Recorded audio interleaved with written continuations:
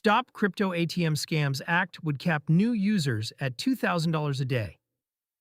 Two House members introduced a bill on June 11, 2026 that would put federal limits on how much money first-time users can push through a crypto ATM.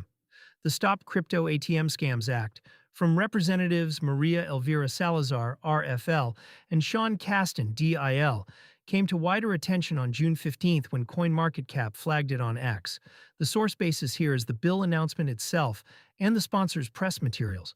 The pitch is straightforward. New customers would be held to a $2,000 daily limit and a $10,000 total cap across their first 14 days. Existing customers would face a $7,500 daily ceiling. Operators would also have to show scam warnings and fraud alerts before a transaction completes, hand over clear fee and pricing disclosures, and refund customers for charges tied to fraudulent transactions. The fraud numbers behind the bill. The legislation cites FBI data showing Americans lost more than $333 million to crypto ATM scams in 2025, a 33% jump from the prior year. People aged 60 and older made up more than 85% of the losses where the victim's age was known.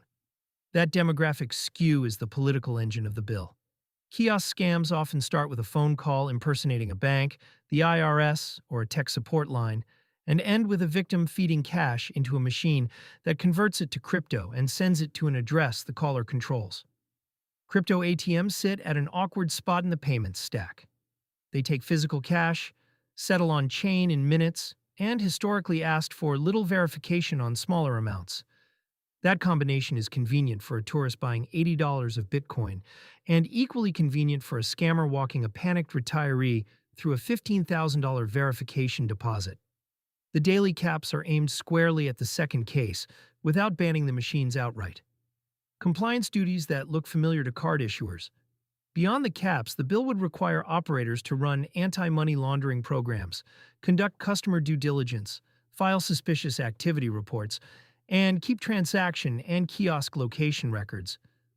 Those are the same obligations that already shape how regulated on-ramps and crypto card providers onboard users. A custodial card issuer that converts your balance to fiat at the point of sale runs KYC, monitors for structuring, and files reports for a reason. This bill would pull cash kiosks closer to that standard rather than leaving them as a lightly supervised side door. The refund provision is the part operators will watch most closely.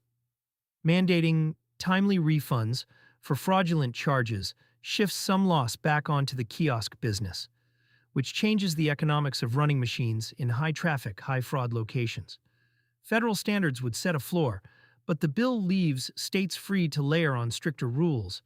So operators in places like California or states with active consumer protection offices could face tighter regimes still, a nudge toward app-based on-ramps.